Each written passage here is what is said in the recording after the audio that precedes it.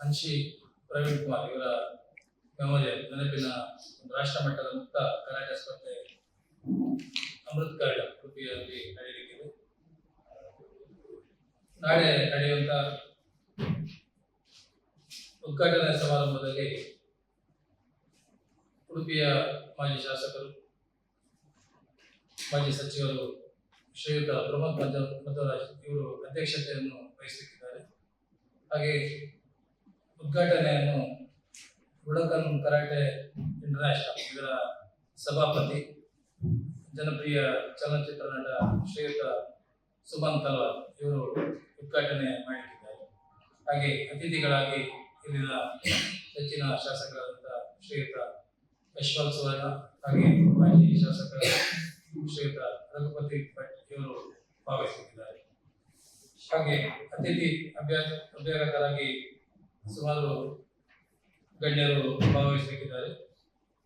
ಶ್ರೀಯುತ ಆನಂದ್ ಪಿ ಸುವರ್ಣ, ಕರಿಯಪ್ಪ ಪಟ್ಯ, ರಾಕೇಶ್ ಮಲ್ಲಿ, ಪ್ರಭಾಕರ್ ಪೂಜಾರಿ ಹಾಗೆ ಬುಡಕನ್ನ ಇಂಟರ್ನ್ಯಾಷನಲ್ ಕಾರ್ಯದರ್ಶಿ ಕೇರಳದಿಂದ ಡಾಕ್ಟರ್ ಆರಿಫ್ ಸಿಪಿ ಇವರು ಸಹ ಭಾಗವಹಿಸಿದ್ದಾರೆ. ಹಾಗೆ ಪ್ರವೀಣ್ ಕುಮಾರ್ ಕರಾವಳಿಯ ನೆಚ್ಚಿನ ಕರಾಟೆ ಪಟು, ಸುಮಾರು 50 ವರ್ಷ ಕಾಲ ಇವರು ಕರಾಟೆಯಲ್ಲಿ ತೊಡಗಿಸಿಕೊಂಡು ಹಲವು ಸ್ಪರ್ಧೆಗಳು ನಡೆಸಿರುತ್ತಾರೆ. ಹಾಗೆ ಅವರ ವಿದ್ಯಾರ್ಥಿಗಳನ್ನು ತಯಾರು ಮಾಡಿರ್ತಾರೆ. ಇವರು ಕಳೆದ ಮಾರ್ಚ್ ತಿಂಗಳಲ್ಲಿ ಅಗಲಿರುತ್ತಾರೆ. ಹಾಗೆ ಅವರ ನೆನಪಿಗಾಗಿ institute of karate directors Malpe ಶಾಖೆ ಈ ಒಂದು ರಾಷ್ಟ್ರಮಟ್ಟದ ಸ್ಪರ್ಧೆಯನ್ನು ಅವರ ಆತಿಥ್ಯ ವಹಿಸಿರುತ್ತಾರೆ. ಇದರ ಮುಖ್ಯ